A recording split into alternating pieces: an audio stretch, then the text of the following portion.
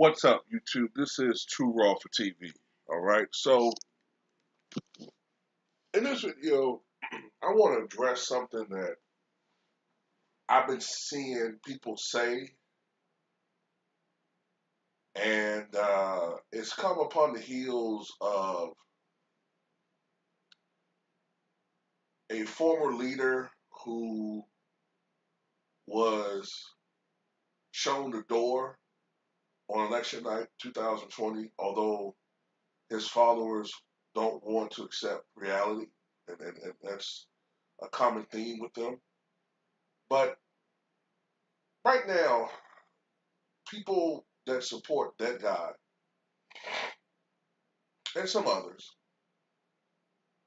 are blaming LeBron James for the ratings woes when it comes to the NBA. Okay?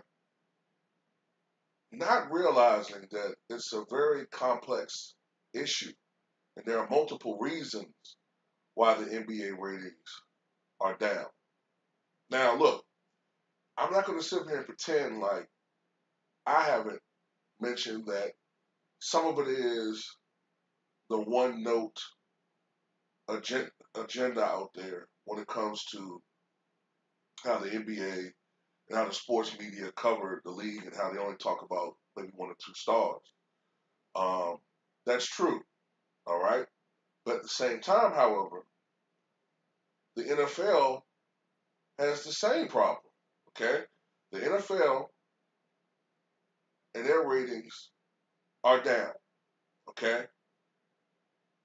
And if you ask my opinion, they're even worse because they only talk about really two teams, the Cowboys, who haven't won shit in over a quarter of a century, and whatever team Tom Brady's playing on. But I don't see the same vitriol, the same, oh, here we go again, from sports fans.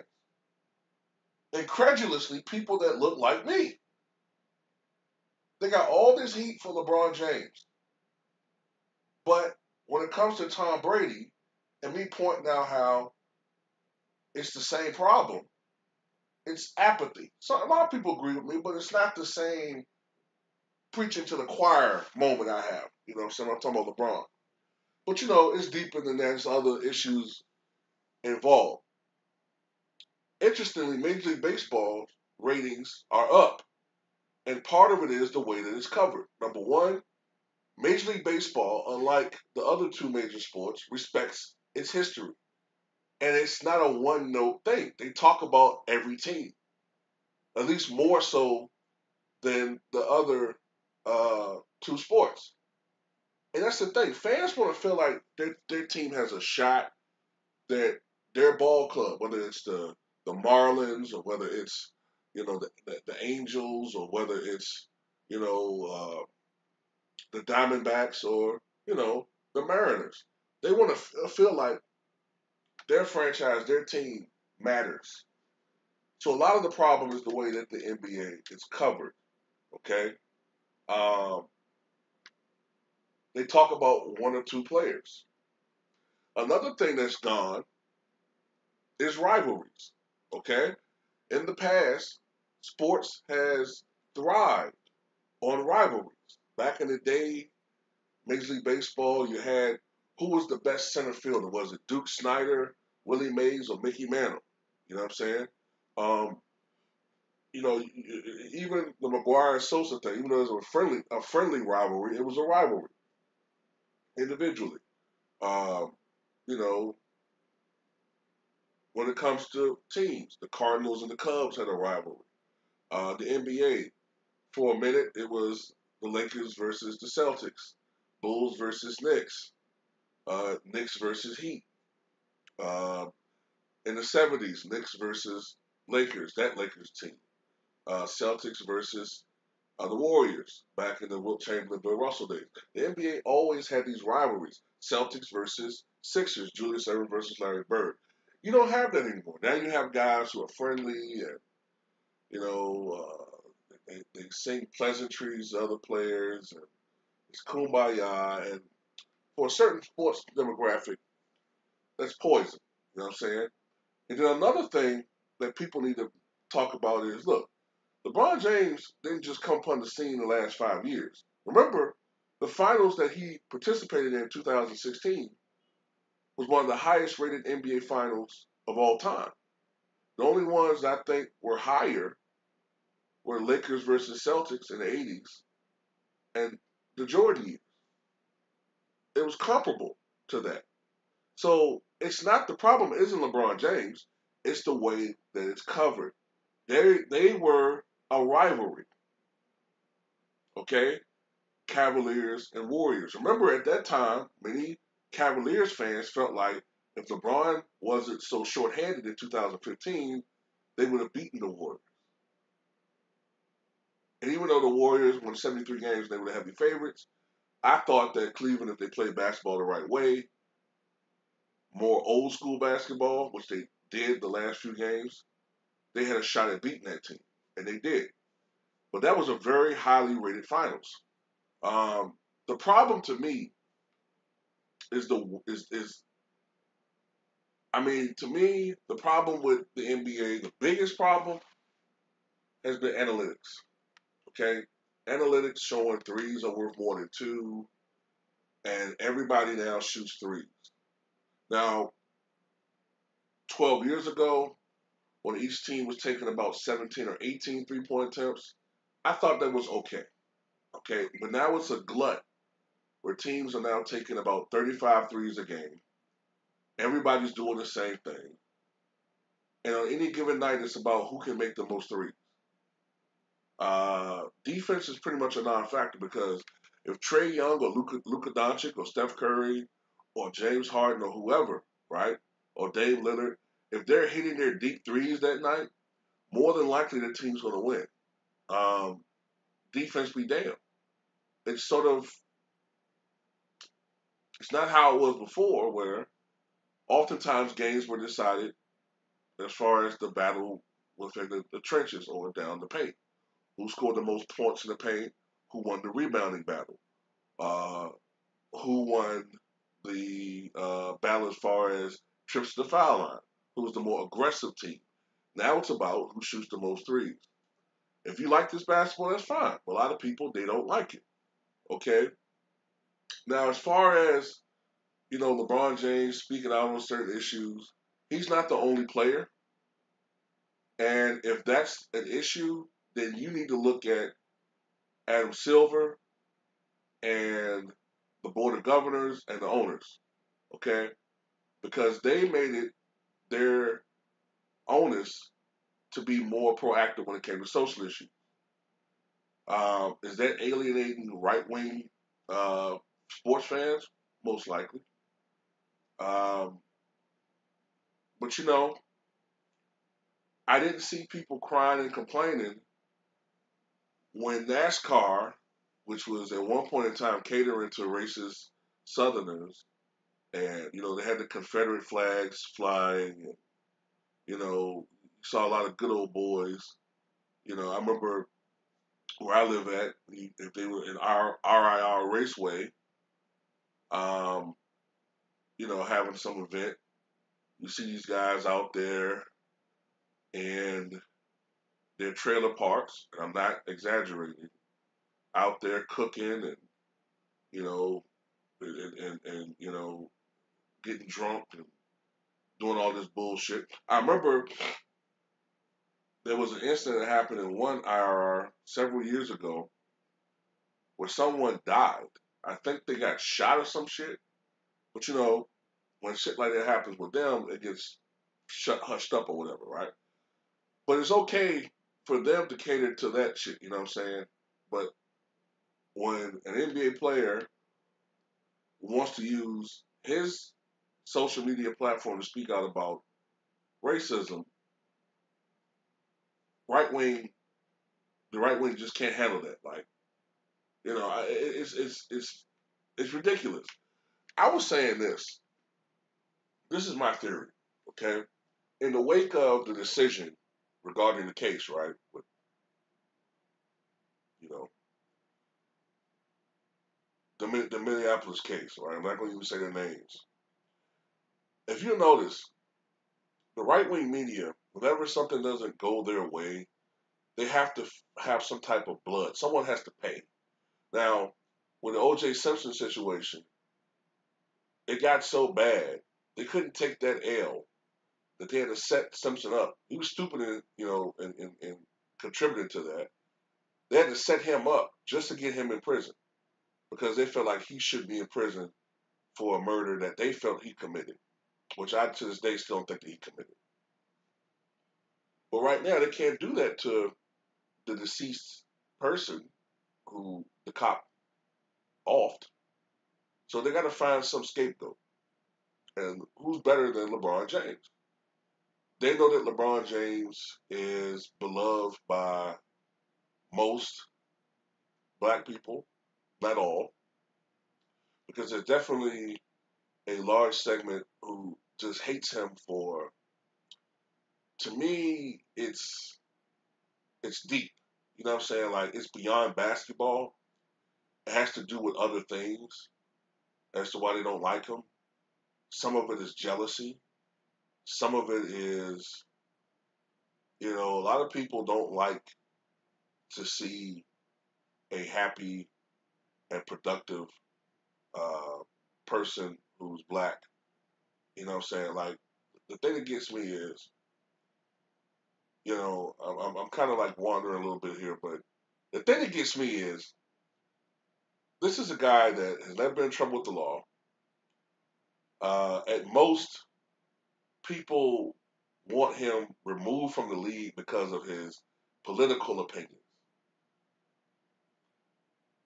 Political opinions. Meanwhile, the former leader of this country, okay, has had multiple lawsuits set upon him. Not even going to dispose or disclose, excuse me, the lawsuits that were against him. But anybody else, these lawsuits would have been fatal for his political career. I'll just put it like that, okay? But yet, somehow, he feels as though he can speak and talk about and judge someone else from a moral standpoint. The absolute nerve of some of these people. And I'm serious. The absolute nerve of some of these people. You know what I'm saying? It's funny because if I'm not mistaken, Sandy Koufax was very vocal in his opposition toward anti-Semitism. One of the great pitchers of all time with the Dodgers. You know what I'm saying? And he's championed for that. But James, who's speaking out on a legitimate issue, he's anti-American, he's a communist, he's all these stupid things that people are putting out there. But at the end of the day, do I agree with everything with LeBron James as a basketball player or what some of his machinations have been or some of the behind the scenes things? No. But to blame him for the decline in ratings is asinine and overly simplistic. You know what I'm saying? It's ridiculous. There are a lot of other forces involved. And as I said before, the mainstream sports media is one of the problems. Okay? In particular, guys like Shannon Sharp, Skip Bayless, Stephen A. Smith, okay? These overly opinionated, unfair, biased, so-called analysts. They've replaced people like Stuart Scott, um, who else? Can't remember some of these guys' names. Stuart Scott, trying to remember some of these ESPN anchors. Um, what's his name, man? Ralph Wiley, uh, various others. You know what I'm saying? They've replaced analysts who, despite their personal biases, they tried to cover the sport from a fair and objective standpoint. You don't see that anymore. It's a bunch of shock jocks. That's the angle, and that's the way that they try to attack this thing. They're trying to maximize ratings. Stephen A. Smith has admitted that the bottom line and ratings are more important than anything else. So that's why they talk about the same topic 18 times a day. And they try to say the most outlandish things to provoke a response out of their fan base. So, no, LeBron James is not to blame for the ratings problem. Another thing you need to bring up, people need to bring up is we're not in a normal situation. And we haven't been for a year and a half now. Well, a year at least. We haven't been in a normal situation. And, and there's also a growing trend over the past 5 years where people are not watching as much TV as they used to. To me, television has passed its peak. In the early 1950s, I think only like 5% of homes had televisions in 1950. But by the mid 50s, I think something like 80% of homes had owned televisions. And by the 1960 presidential election, virtually every home, maybe like 95% or greater, had television sets. Okay? To me, television peaked during the 80s, 70s, 80s, and 90s into the 2000s. But we're now in the information age. A lot of people get their sports information from people like me, Ticket TV, LB, 1LVZ, Reef, Town Biz, 78. Why? Because despite the fact that,